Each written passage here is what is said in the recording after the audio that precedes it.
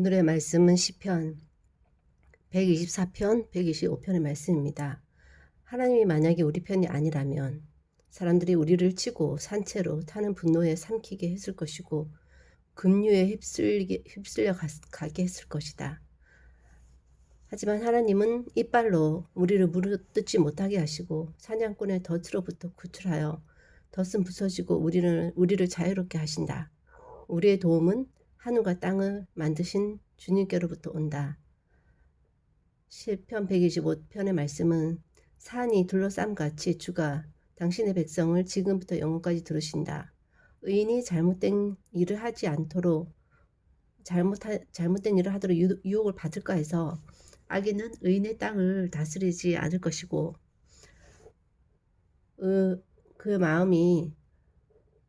하나님께로 가 있는 의인에게 또 선대하고 계시는 하나님의 말씀이십니다. 도움이 필요할 때 하나님께서 우리의 도움이 되시고 우리를 안전하게 지켜주고 계시는데 도움이 필요한 상황을 안 만들어 주시는 것이 오히려 가장 좋지 않을까라고 생각을 할 수도 있지만 그럴 때는 하나님과 아무런 교제가 없고 하나님을 찾지도 감사하지도 않게 될 것이기 때문에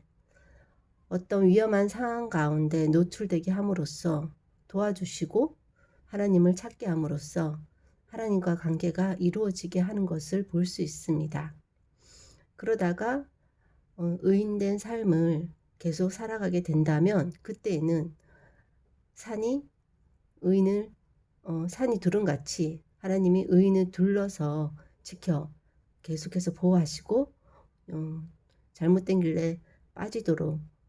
그런 유혹의 길로부터도 길로 가지 않도록 또 해주시는 지켜 보호하고 계시는 하나님을 볼 수 있습니다. 어떤 어려움에 처하게 되는 것은 결국 대부분 나의 잘못으로 인한 내가 하나님의 뜻을 제대로 몰랐고 나의 욕심으로 인한 어려움이 찾아오는 경우가 많았기 때문에 그런 어려움이라면 하나님을 당연히 찾고 회개하고 하나님의 도움을 구함으로 회복하는 그런 일들이 있어야 되는 것입니다.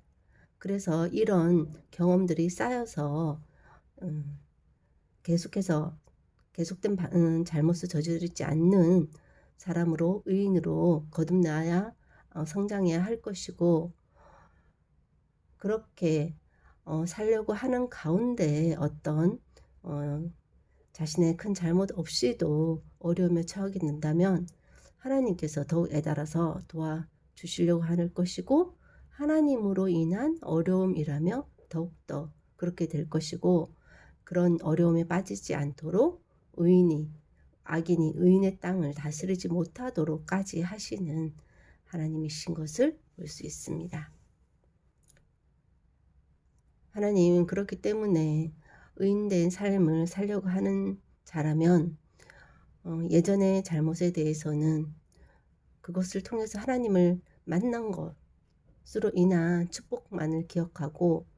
그때의 삶으로 다시 돌아가지 않도록 늘 하는 말씀 가까이 하고 기도하는 가운데 깨어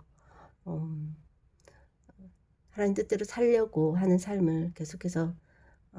살아가면서 하나님과의 그런 교제 관계가 더욱 돈독해지고 믿음이 성장해 나가도록 해야 할 것이며 또 그런 삶을 산다면 하나님께서 예전의 잘못을 또한 그런 유혹 가운데 빠지지 않도록 또 지켜주실 것이고 혹여나 그런 삶을 살고 있는 중에 하나님으로 인한 하나님의 뜻대로 살려고 하면서 생기는 어려움이 있다면 하나님께서 더욱더 그 일 가운데 그 일을 이겨낸 가운데 더 큰 축복으로 주시기 위한 통로라는 생각이 들고 그런 믿음의 어떤 패턴들을 늘 머리에 인식하면서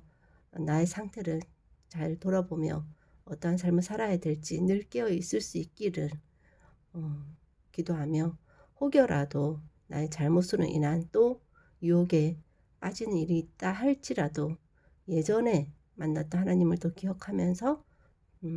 또다시 또 하나님을 구하고 찾는 일을 게을리하지 않게 해 주시고, 그래서 조금씩 그런 일들을 줄여 나가면서 더욱더 완전한 의인된 삶을 살아가는 은혜가 있기를 원하옵고, 오늘도 그런 한 날 되기를 소원하며 모든 말씀 예수님 이름으로 기도하였습니다. 아멘.